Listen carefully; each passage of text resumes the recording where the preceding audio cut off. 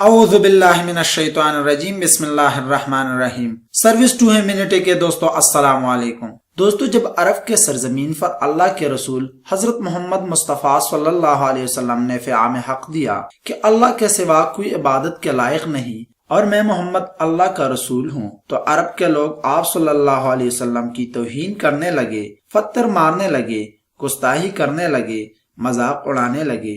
حضرت محمد صلی اللہ علیہ وسلم نے کافی معجزات دکھائے، لیکن لوگ نعوذ باللہ آپ کو جادوگر کہنے لگے۔ بس لوگوں نے یہ کہا کہ جادوگر صرف جادو زمین پر دکھا سکتے ہیں، ان کا جادو آسمان پر نہیں چلتا۔ اگر تم واقعی رسول ہو تو اس چاند کو کہو کہ 2 ٹکڑوں میں تقسیم ہو جائے تو ہم تجھے رسول مانیں گے۔ تو بس اللہ کے محبوب حضرت محمد مصطفیٰ صلی اللہ علیہ وسلم نے آسمان کی طرف نگاہ کی اور کہا کہ میں اللہ کا رسول ہوں اور اللہ کے حکم سے تم 2 ٹکڑوں میں تقسیم ہو جاؤ۔ بس یہ کہنا تھا۔ چاند کا آدھا حصہ پہاڑی کی اس طرف جانے لگا اور چاند کا آدھا حصہ پہاڑی کے اس طرف۔ لوگ دیکھ کر حیران ہو گئے۔ عرب کے سرزمین پر کچھ نے آپ کی نبوت کو تسلیم کیا تو کچھ جادوگر کہنے لگا۔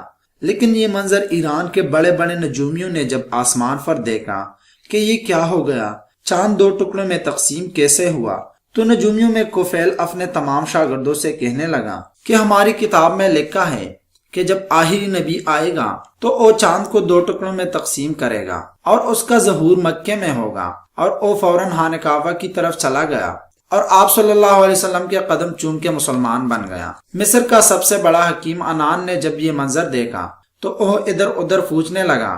لوگوں نے کہا یقیناً زمین پر کچھ ہوا ہے، تو وہ بھی ڈھونڈتے ڈھونڈتے کافی سالوں کے بعد آپ صلی اللہ علیہ وسلم کی خدمت میں آیا اور آپ کے قدم چوم کے مسلمان بن گیا۔ ہندوستان کے راجہ رام لال نے جب یہ منظر دیکھا تو انہوں نے اپنے نجومیوں سے پوچھا۔ انہوں نے بتایا کہ ہمارے بزرگ کہتے تھے کہ اس زمین پر عنقریب ایک ایسی شخصیت آئے گی جو سچا دھرم زمین پر پھیلائے گی، وہ بھگوان کے سب سے زیادہ قریب ہوگا اور چاند کو 2 ٹکڑوں میں تقسیم کر دے گا، تو شاید وہ نور آ گیا ہے۔ اور اسی منظر کو جب حضرت اویس قرنی نے دیکھا تو وہ لوگوں سے پوچھنے لگا کہ آسمان میں چاند کے 2 ٹکڑے ہونے کا وجہ کیا ہے۔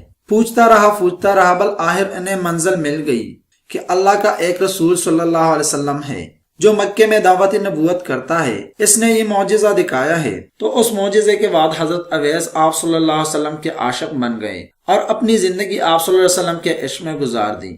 دوستو، اچھی بات دوسروں تک پہنچانا صدقہ جاریہ ہے۔ اس ویڈیو کو زیادہ سے زیادہ شیئر کریں اور ہمارے ساتھ اس کارہر میں اپنا حصہ ڈالیں، اور امید کرتا ہوں کہ آپ کو ویڈیو پسند آیا ہوگا۔ اگر پسند آیا تو پلیز ویڈیو کو لائک کر لیں اور مزید اچھے انفارمیٹو ویڈیو دیکھنے کے لیے ہمارا چینل ضرور سبسکرائب کر لیں۔ اللہ حافظ۔